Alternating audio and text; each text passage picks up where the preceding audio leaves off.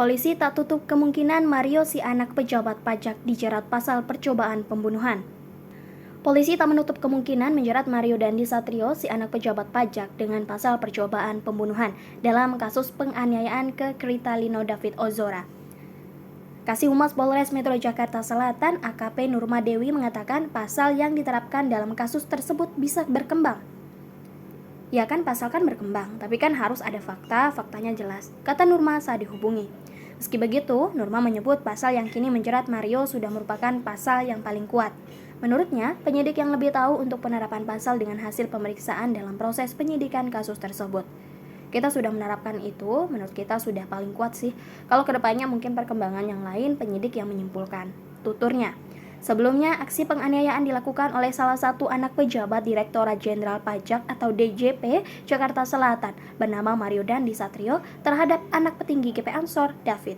Peristiwa penganiayaan itu terjadi di kawasan Pesanggerahan Jakarta Selatan pada Senin 20 Februari 2023. Awalnya, teman wanita Mario berinisial AGH yang menjadi sosok pertama yang mengadu jika mendapat perlakuan kurang baik dari korban hingga memicu penganiayaan itu terjadi.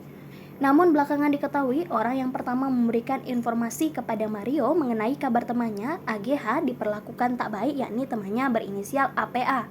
Adapun informasi itu dikabarkan oleh APA kepada Mario sekitar 17 Januari 2023 lalu, yang dimana menyatakan bahwa saksi AGH mendapat perlakuan tak baik dari korban. Kemudian mendengar informasi yang tidak mengenakan itu, tersangka MDS mengkonfirmasi hal itu kepada AGH. Ucap Kapolres Metro Jakarta Selatan Kombes Pol Ade Ari. Ade Ari pun menjelaskan bahwa AGH kala itu juga membenarkan jika dirinya mendapat perlakuan tak baik tersebut ketika dikonfirmasi oleh tersangka Mario. Setelah dibenarkan, itulah yang membuat tersangka MDS emosi dan mengajak anak korban untuk bertemu. Jelasnya, atas hal itu akhirnya AGH menghubungi korban yang saat itu tengah berada di rumah temannya berinisial R di kawasan Ulu Jami, Pesanggerahan, Jakarta Selatan, dan terjadi penganiayaan tersebut. Saat itu, kata Ade Ari, orang tua R mendengar ada keributan di depan rumahnya dan melihat korban sudah dalam posisi tergeletak di dekat pelaku. Orang tua R langsung mendatangi dan melerai, selanjutnya membawa D ke rumah sakit Medika Permata di Jalan Permata Hijau Raya, Kebayoran Lama, Jakarta Selatan, dengan dibantu oleh security kompleks. Ucapnya, lalu pelaku berhasil ditangkap oleh security kompleks dan diserahkan ke Polsek Pesanggerahan untuk diperiksa. Ade Ari menyebut saat ini Mario telah ditetapkan sebagai tersangka dan ditahan. Ia dijerat dengan pasal 76C Junto pasal 80 Undang-Undang Nomor 35 Tahun 2014 tentang perlindungan anak dengan ancaman pidana maksimal 5 tahun, subsidiar pasal 351 ayat 2 tentang penganiayaan berat dengan ancaman pidana maksimal 5 tahun. Setelah Mario, polisi akhirnya kembali menetapkan satu orang tersangka lain, yakni temannya Mario berinisial SRLPL.